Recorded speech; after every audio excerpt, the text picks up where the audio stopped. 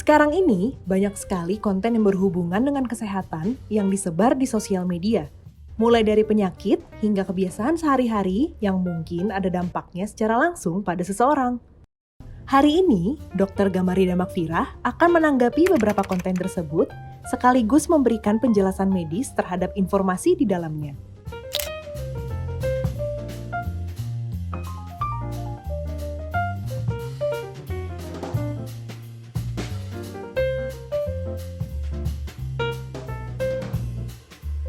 Dok, apa dada yang sakit artinya sudah pasti penyakit berat? Oke, sebenarnya belum tentu ya. Penyakit berat atau ringannya kan harus dilakukan pemeriksaan lebih lanjut. Nah, nyeri itu sendiri merupakan sign bahwa ada sesuatu yang memang tidak beres ya, namun tidak melulu bahwa hal itu merupakan sesuatu yang berat. Contoh ringannya seperti kontraksi otot berlebih, mungkin dia sehabis menggunakan otot secara berlebihan karena exercise, itu juga bisa menyebabkan nyeri pada dada. Nah, tapi memang perlu diperhatikan pada nyeri-nyeri kondisi tertentu seperti nyeri dada bagian kiri, kemudian menjalar sampai punggung, bahkan menjalar sampai lengan sebelah kiri, harus diperhatikan apakah nyeri tersebut bersumber dari jantung. Selain dari jantung juga bisa nyeri dada yang diakibatkan oleh penyakit di paru-paru, seperti adanya massa, tumor, juga bisa karena efusi pleura atau adanya cairan yang terakumulasi di dalam paru-paru. Kemudian bisa juga dikarenakan oleh GERD. GERD biasa kita asumsikan yaitu nyeri dada, kemudian dada terasa terbakar, bahkan terasa tertusuk. Padahal sumber utamanya adalah asam lambung yang naik ke atas dan terasa tidak nyaman di dada. Jadi perlu dicari tahu dulu melalui anamnesi, kemudian pemeriksaan fisik, dan pemeriksaan lebih lanjut, baru kita akan temukan diagnosa apa. Jadi jangan panik kalau nyeri dada itu baru terjadi 1 atau 2 kali, jangan lupa untuk memeriksakan ke tenaga medis.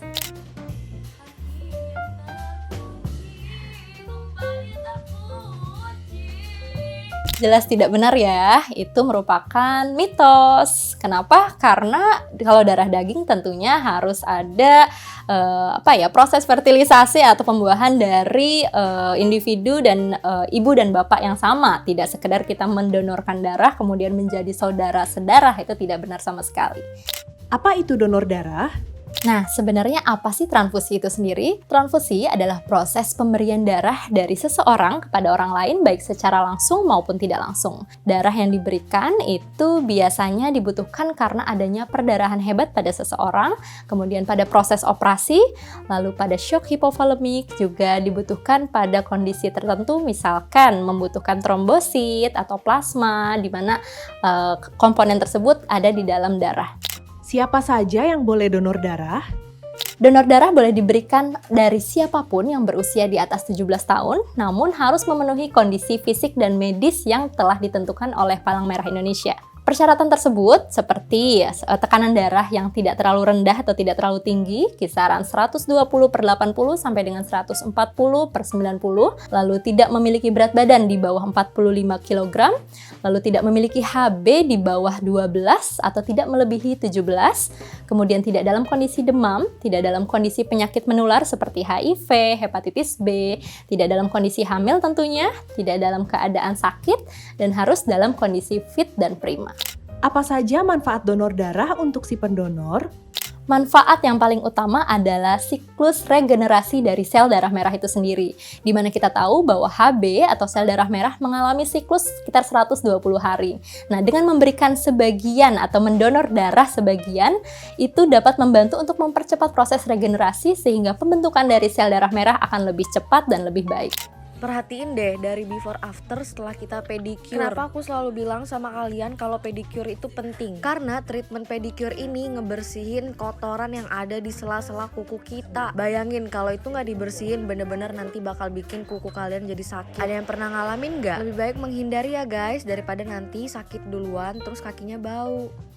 Apa saja manfaat manikur untuk kesehatan kuku jari tangan? Manfaat utamanya tentu dari kebersihan tangan ya. Kita tentunya harus rajin membersihkan tangan, memotong kuku minimal 1 minggu sekali. Kenapa? Karena tangan merupakan tempat utama dari virus, bakteri, jamur, parasit yang bisa menularkan dari satu tempat ke tempat lainnya. Jadi selain rajin mencuci tangan, tentunya manicure juga sangat bermanfaat dengan menghilangkan kotoran-kotoran yang ada di dalamnya, menghilangkan kulit mati yang sudah tertimbun sekian lama, dan juga memotong kuku yang panjang sehingga kotoran di dalamnya tidak bisa terpendam. Apa saja manfaat pedikur untuk kesehatan kuku jari kaki? Baik, manfaatnya sebenarnya kurang lebih sama ya seperti manicure juga. Namun pada kaki biasanya akumulasi kulit kutikula dan juga kulit pada bagian bawah kaki itu lebih banyak. Karena apa? Karena terpapar oleh alas kaki yang terus-menerus sehingga kulit tersebut, kulit mati akan terkumpul. Nah, kulit mati tersebut biasanya kita sulit untuk melepaskannya. Caranya dengan melakukan pedicure itu akan mengikis sebagian kulit yang telah mati lalu akan diganti atau diregenerasi dengan kulit yang baru. Selanjutnya juga memotong kuku yang kotor agar kuku menjadi lebih bersih dan menghilangkan bau tentunya ya, karena akumulasi kotoran dan kulit mati akan menimbulkan bau yang kurang sedap. Apakah manikur dan pedikur dapat meminimalisir resiko munculnya cantengan? Oke, cantengan itu sendiri dikarenakan adanya bakteri yang masuk ke dalam lapisan kutikula di bawah kuku.